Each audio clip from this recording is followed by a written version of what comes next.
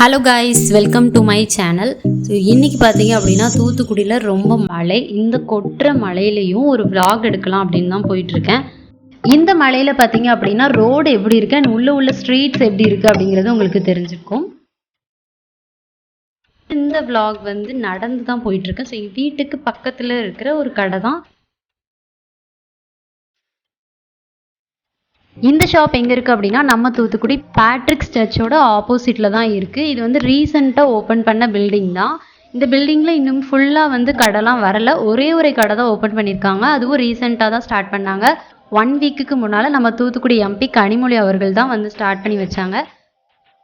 So இது வந்து கவர்மெண்ட்டுக்கான place. இந்த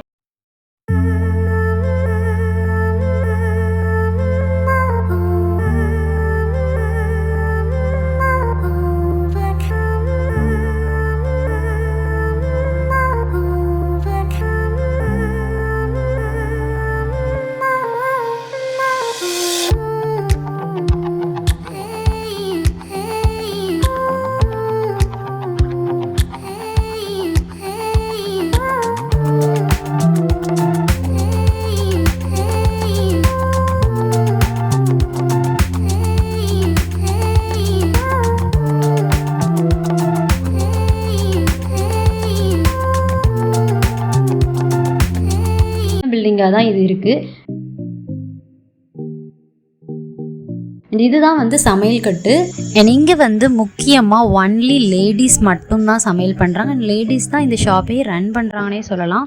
உண்மையிலே இது வந்து ரொம்ப பாராட்டத்தக்க விஷயம்தான். நிறையா ஸ்ரீலங்கன் ஃபுட் ஃபோட்டோஸ் வச்சு இங்கே வந்து டெக்கரேட் பண்ணியிருக்காங்க. இங்கே வந்து நான் பார்சல் தான் வாங்கிட்டு வந்திருக்கேன். ஸோ வாங்க வீட்டுக்கு போய் சாப்பிட்லாம். ஸோ என்னெல்லாம் நான் வாங்கியிருக்கேன் அப்படிங்கிறத சொல்கிறேன். மெயின் டிஷ் என்ன அப்படின்னா இடியாப்பமும் புட்டும்.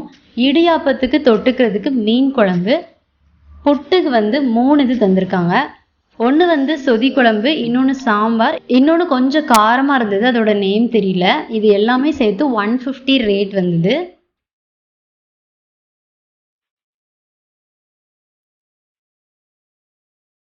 ஸோ இது இடியாப்பமே வந்து நம்ம ஊரில் நம்ம ஒயிட் கலர் இடியாப்பம் பார்த்துருப்போம். அண்ட் அதுக்கு வந்து தேங்காய் பால் இல்லைனா தேங்காய் பூ இல்லைன்னா சீனி அதை வச்சு தான் நம்ம சாப்பிடுவோம். ஆனால் இங்கே வந்துட்டு அது லைட் ப்ரௌன் கலரில் இருந்தது இந்த இடியாப்பம். புட்டு வந்து நார்மல் புட்டு மாதிரி தான் இருந்துச்சு. தேங்காய் பூ புட்டு தான் போட்டிருக்காங்க.